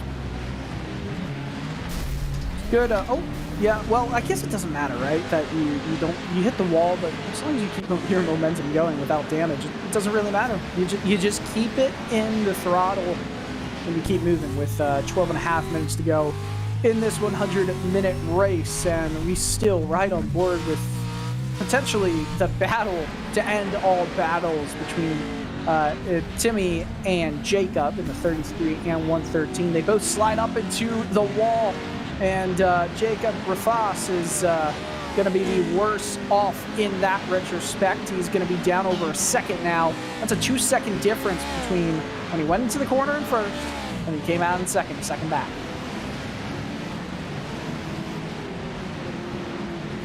Coming up now, just almost 10 minutes to go, make it almost 11 and a half minutes left to go in the race here. A lot of things still on the line, but for Timothy Mesmer, he is now pulled away to, well, I say that, and now he's now holding it to about a second lead over Jacob Raffos, who is still trying to put the pressure on. And Cam Pedersen, he's closed in. He's picked up almost about 10 seconds on your top two. Yeah, doing a really solid job of, hey, maybe there is still something to be said about the Subaru machines and Team Pimax, and it's actually interesting. If you saw their onboards, you saw that they were wearing the Pimax VR devices. You see right there. Very interesting devices. Obviously not mainstream in terms of, you've got your Quests and you've got your valve indexes and you've got all that. This is a very high refresh rate. It's the biggest, field of view you've got in virtual reality devices, and it's an interesting option, but an expensive option nonetheless. Certainly is, but I mean, it's a great way. I mean, a lot of people always have the question, what works better, VR or triple screens or even one screen? And it's just a matter of personal preference of how you prefer. I mean, honestly, I wouldn't be able to use a VR headset because of just how long you're having so many, stuff staring at your face for a long period of time. At least with a triple screen or a single screen, you can at least get a little bit of an eye break compared to using the VR headset. Well, could this potentially give an opportunity to see a Subaru win? Does Team Pimax have to come into the pits at all? Or, as we've just seen, the Subaru, currently driven by Cameron Peterson, has moved into P1 as the leading unlimited trucks just went into the pits. One last stop for fuel. No driver changes for either. Of course, we've seen the 113 is going to probably get a penalty at the end because he's been going all throughout the race. You need at least two drivers entered in here. Could this potentially be a Subaru to win it? It could possibly be, as Cam Peterson is now going to continue on. We're closing in just about the time where we should see the final pit stops for all these drivers here in order to make it to the end. Cam Peterson has 7 laps already on his stop to get enough fuel to make it to the end. He's going to have to make one more stop. I don't know about Jacob or Timothy. They may be okay to make it. Well, if they are all okay to make it, it's just about will Team Pimax, and the Subarus be able to make it the rest of the way. I mean, if we look on their recent stints, their recent laps, it looks like they go, they could probably go 34 laps, something like that? Does that sound accurate? I think it might be okay right there. So normally we see these drivers anywhere make about 15. So yeah, 34, which means that they are pretty much double exactly what they've gone into so far. So this is right around now should be when they have to take another pit stop. I'd be shocked. So we're hearing right now, actually, that it's 34 laps ago was that driver change to Cameron Peterson. But the last time they went into the pits was lap 61, we believe. If that's the case, should be good to go. And this is all of a sudden, throw everything else I said earlier away in the Subaru's hands for Team Pimax. This could be interesting here as we commentators curse. I hate that. I was gonna say I hate us, but I don't hate each other. That's why we're in a group therapy together right now, right here. Even though it's the name of the bar, which I don't know is a good thing or an oxymoron. But you know what? We'll just let it be. We'll let it stay. We'll play it where it lies. How about that? We'll play it by ear. See what happens. Play it by ear. So back out in front is the 113 of Jacob Raffos, and That's unfortunate for Timothy Mesemirs, who was out there in the lead, but after pit stops has now fallen back to just around 2 seconds. With 6.5 to go, anything can change very quickly. You see that often in this race at this track, but I mean, again, it's those compounded mistakes. You can't make any of them, any remaining ones at least.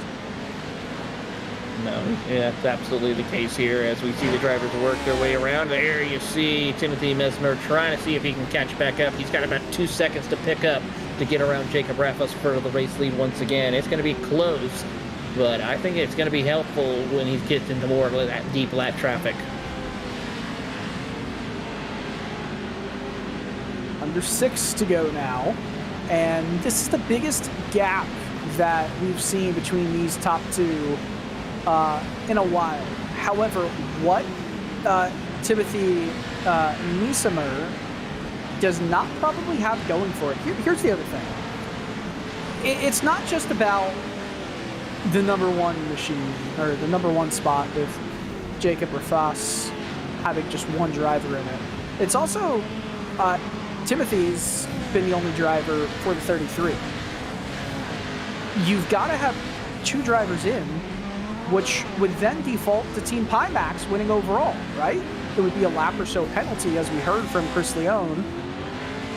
Am I incorrect in assuming that we could potentially see Subaru win with Team Pimax after post-race penalties are handed out for one driver being in the entire time? A possibility that could be the case here for some of these drivers, as we see Justin Malillo having some fun out here in the final few minutes. But yeah, I have to agree, we could see some penalties given out to where we could see a Subaru take the overall victory.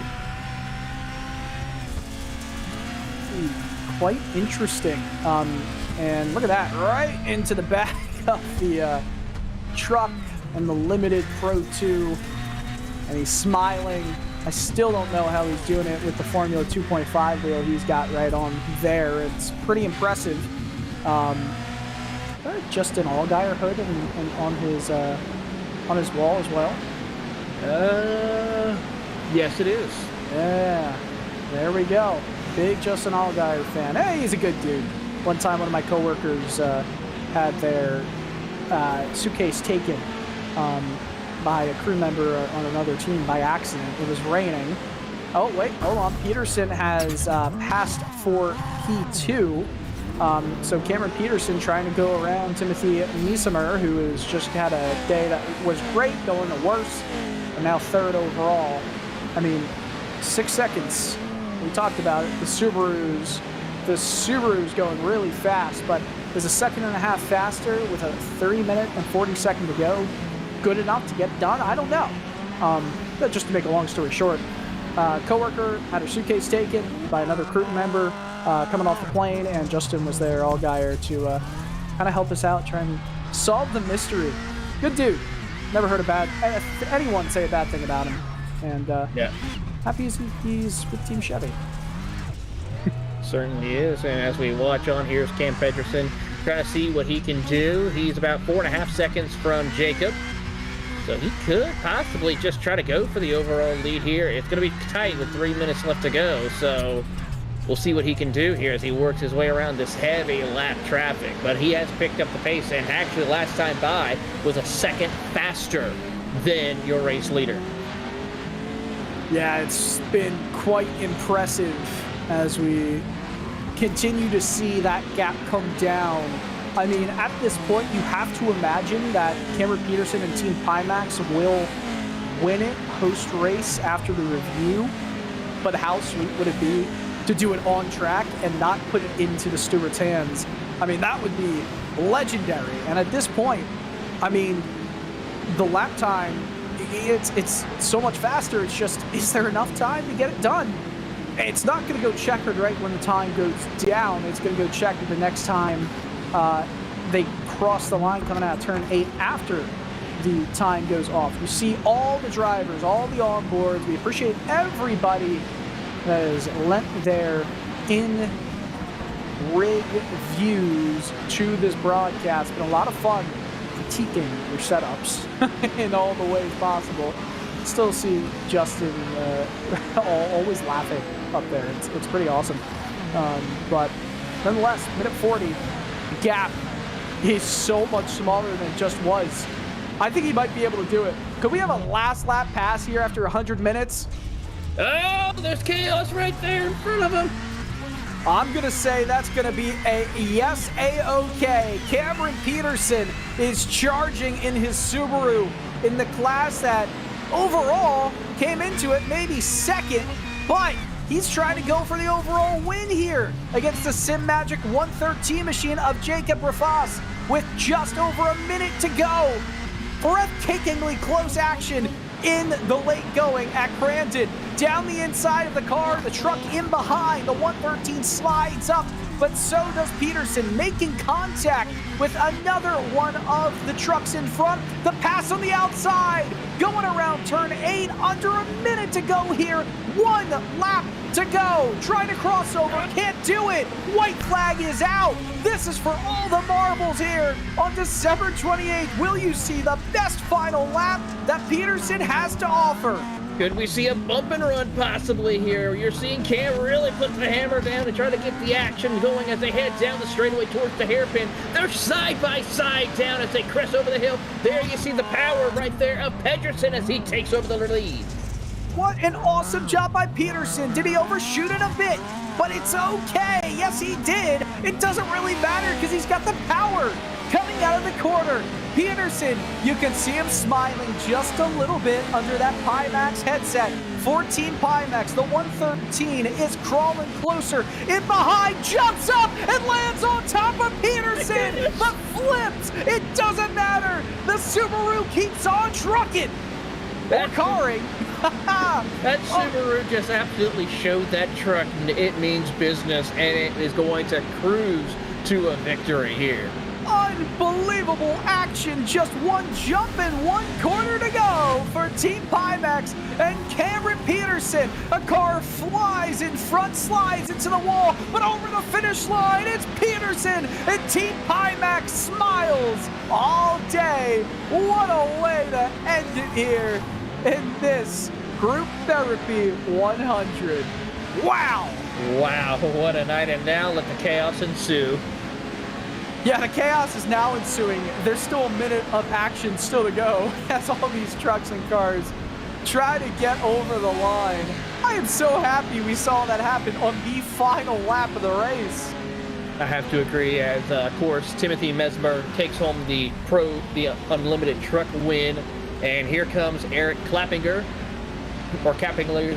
as he is going to come home with the limited car machine class win, as he is trying to snake his way through, as he has definitely been the one to beat all night long. Him and his team done a great job with the Volkswagen Auto Group. Yeah, as there's more cars and trucks just flying back onto the actual course and getting in the way a little bit. Doesn't matter. Klappinger will win in that class, and still the other classes are already done with Exiled Esports winning in the lower, I don't want to say lower, but the Pro 2 division. Wow. That was quite the show. Team Pimax will win it, and we're going to be right back here with some more interviews and discussions about how that race ended. Racing isn't easy, but experiencing it is. iRacing puts you in the driver's seat with the industry's leading sim racing game. Drive on laser scan replicas of the greatest racing circuits from around the world.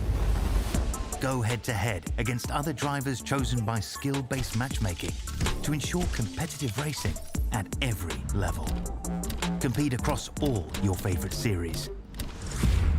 In officially licensed cars, engineered to deliver the most accurate driving experience possible.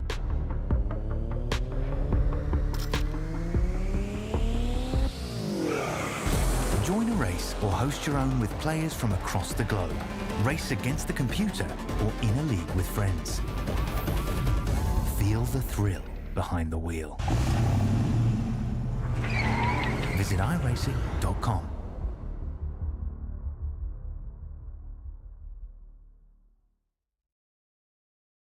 Attention off-road race fans, this January it's the return of the mighty Parker 400. Come celebrate the 50th anniversary of one of the toughest and most iconic races in the sport. It all starts Saturday, January 6th with the first annual Parker 400 Desert Cleanup. Then, don't miss the Parker 400 Legends Rally. Then, on Thursday, January 11th, the Parker Downtown Experience is back, showcasing the biggest and best brands in the sport. Get your favorite drivers' autographs and enjoy great food and tons of off-road and local vendors. On Friday, January 12th and Saturday, January 13th, it's the return of the Gauntlet. That's right. Come watch over 300 of the toughest and most competitive race teams in the sport. Want to watch the race action in style?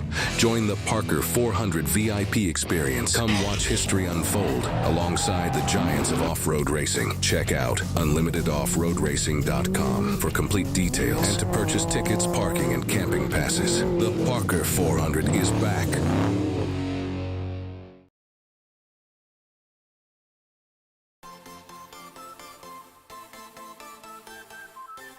Well, what an amazing way to end this wonderful race with just so much happening. There was so much happening. Let's take a look at the full results here with Team Pimax winning it with a last lap pass by Cameron Peterson. Dirty Dane Racing is going to be the one getting the second place finish. The 51 machine, of course, that was a double duty car, right? Double duty truck. So they'll win in class and finish second overall. OSS Racing Division finishes second in the Subaru Unlimited car class, while the Fighting Mongooses, not sure what happened there at the end, but the Fighting Mongooses was in the catbird seat for a long time. I guess Dane Colfer just sped on by in the 51. TG Racing rounds out the Unlimited truck class on the podium, while PLT Motorsports and Trevor Teal on the podium. Great job going for Teal. And of course, the fun that we had to talk with Chris Leone. Of course, 4th and 5th, KES Industries and Team Rick in the Subarus, while Team Pro 4X and 0G ran out the top 5 in the Unlimited trucks. Taylor. As we look on a little further through the field, there you see your winner overall, or winner in class for the limited car class with Eric Kaffenlinger. Crazy Horse is going to finish in 6th in class, followed by KES Industry Trucks with Matthew Lind in 7th in the Pro 4 category. 10mm sockets, grills, and Shockeye Off-Road will round out your top 10 in the Unlimited trucks. Snoop, there he is with Gail Brooks, will come home 2nd in the limited cars. Whack On, Whack Off will be P6. Dirty Starfish will be rounding out the podium in the limited car class, with Baffo, Zach Mitchell, rounding out in the 11th. We keep it rolling as 7th and 8th in the Subaru division is Iron Rock Motorsports and Zero Sheep Given Racing. While JC Sim Sport in the Volkswagen will finish just a step offside the podium in 4th. First, though, in the Pro 2 Lights is going to be Omega Racing Team Off-Road and Anderson Silva, finishing 6 laps down overall, but getting the win in the final division there, while the Highlighter Bros, Jacob Lee, finishes 7 laps down for the Volkswagen class and 5th in class. Team Core and PBR Racing round out the podium there for the limited trucks, while Team Sausage Party in 6th and Moving Chicane Motorsports in 9th in their respective classes. GT 100 Kentucky Racing will finish off the podium in P4. As we move further on down, it's going to be the Squadra Stuns coming in 10th, Dr. Peppa's in 7th, and 8th is the Mickey Mouse with Justin Malillo coming home in 8th in class. PBR iRacing with Fish will come home 5th in class with the Pro 2 trucks with PBR Group Therapy of Jeff Jones in 6th. Then it's the Short Bus Heroes and Jacob Rassos. They'll get their penalties due to the fact of their position. Same thing with Bob Rafferty as well, X-Plays and Scion Auto Sports as well. They also will receive some penalties. Yeah, this is pretty much the penalized group of the bunch, or the drivers and teams who had just big problems throughout. Tim, Joey, Herbie, the Loner, Herkin Dirt Racing, and Slaypex Racing Team will round out your field of 44 driving teams. More than that in drivers, trucks, cars. Oh, what a great show! And I think there's no better way to start off than the overall class leader coming in, Cam Peterson, and of course, Josh Edmondson. What a fantastic watch. That last lap pass that Cam you had was just unbelievable. And then the truck landing on top. That's perfect for what the goal is all the time, right? You still get the win and you do it in style. Yeah, the last lap had a bit of calamity in it, but it was a bit of guesswork, I'll be honest. Wasn't quite sure what other guys are going to do. They're in such different vehicles, and their cars just drive so differently. But I figured if I hit the brakes early going over the jump, which I did, I figured someone's going to land either at my rear bumper or on top of me, and I won't flip, hopefully. And I think that's exactly what happened. So I kind of crossed my fingers and hope for the best, and it worked out, luckily. But yeah, it was a crazy race. It was a wild start, to say the least. Josh had some technical issues as well. So it wasn't the cleanest race ever. Even I spun out a couple times, I think, too. So it was so much fun, though. It was just a blast. And to that point, Josh, it looks like you're still holding true to the Team Pimax name with the VR headset still on. What are you currently seeing on your screen right now? I'm just looking at the results, and I was going back looking at some of the incidents and starts and stuff. But yeah, I use it for my mic and my sound too, so I would have to go switch to my headset. So just stay in it and spot for Cam, and yeah, that was a crazy race. There was a lot of chaos pretty much throughout, which is why these races are so much fun. I look forward to it every time, that's for sure. Well, it certainly was a show. It's just been a lot of fun, seeing you guys out there and putting on that show for us. Going into the 2024 calendar year, what plans do you guys have as far as your iRacing careers? For me, it's kind of just doing what I've been doing, just hopping into these sessions with the guys and doing races just like this on ES2 Motorsport. And yeah, these teammate endurance races are a blast. So I think I'll be doing these for quite a long time. And it's only up from here, in my opinion. So I'm looking forward to that. And yeah, I don't know. I just kind of wing it. I don't know about you, Josh. Yeah, no, I wing it too. I like that plan. It sounds good. We'll definitely do some more off-road. If there's another championship there, we'll do that off-road championship. But we got some other Racecraft leagues coming up. I'm looking forward to those. And the Race to the Summit that's going on right now, you can qualify through Time Attack, which is cool. So I'll be focusing on that pretty much right after this. Well, it was certainly a blast. Congratulations, guys. Who does it for you besides, of course, Pimax? Yeah. Shout out those guys. For me, Nitro Circus Sim Racing Team. Obviously, there's a bunch of guys behind there. Next Level Racing helps out, and just Chris for putting on these events. These are a lot of fun. It's definitely unique and something I look forward to. So, thanks to him. Yeah, for sure. Just like what Josh said, the guys on Next Level Racing, Nitro Circus, those guys are always so welcoming. Guys like Trevor Teal and all of them. And thanks to Chris and Kemimoto as well for sponsoring this race. Pretty cool that we have real world sponsors sponsor this stuff. So that's pretty wild. And yeah, thanks to Racecraft, you guys for broadcasting this. Thanks to everyone watching. I'm sure my girlfriend Hazel's watching, my mom and brother, everyone, all the family. And yeah, everyone else on the racetrack too. Thank you. Everyone seemed to have a blast today. So it was good to see. Well, closing thoughts from me to you guys is hook a guy up with some Pimax headsets. That's all I am saying. Congratulations. It was a fun show out there. Thanks, Dylan. Thank you. Not a problem. Of course, Team Pimax, the winners overall and the winners in class for the unlimited cars. And from that, we're still trying to make sure everyone gets into the waiting room. Of course, the winners of the unlimited trucks we're probably still waiting on right now, but a lot of guys to get through. Your initial thoughts, though, Taylor, on just the performance from Team Pimax tonight. I mean, what more can you expect? You're talking about some of the best off-road drivers that we saw racing here tonight. Team Pimax definitely showcased their talent here, and you saw, like we talked with Chris about, how even though the trucks were the dominant ones in the beginning, it's when with those rally cars, the Subaru started to pick up the pace once that started building up rubber on the track, starting to see different grooves. And of course, when the traffic came into play, there you saw Team Pimax work their way up through and take control of it and get there where it counted. For sure. So, with that race, and I believe it was, 76 laps is what it ended up being for some of them.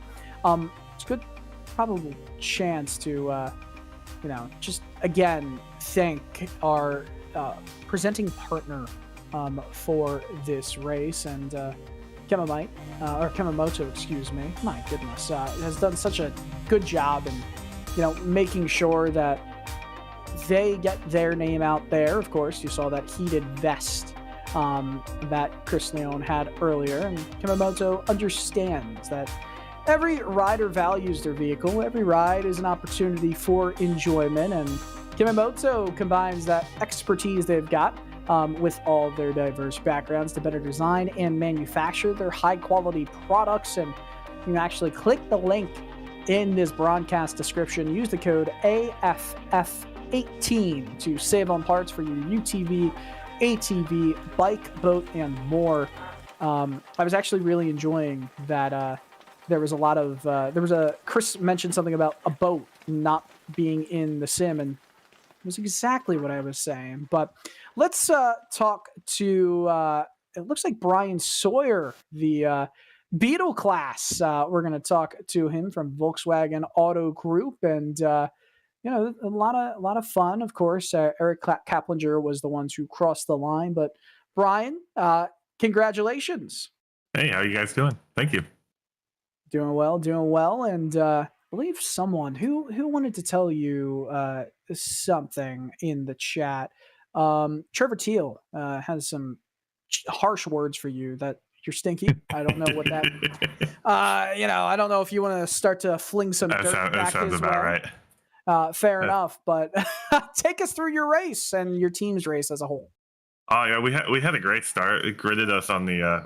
I will never understand how gridding works for Land Rush, but it started us back row, the inside. So we just decided let's slow roll it a little bit and watch the chaos unfold. And we just played find the holes at the beginning and got a good run. Really had no major incidents.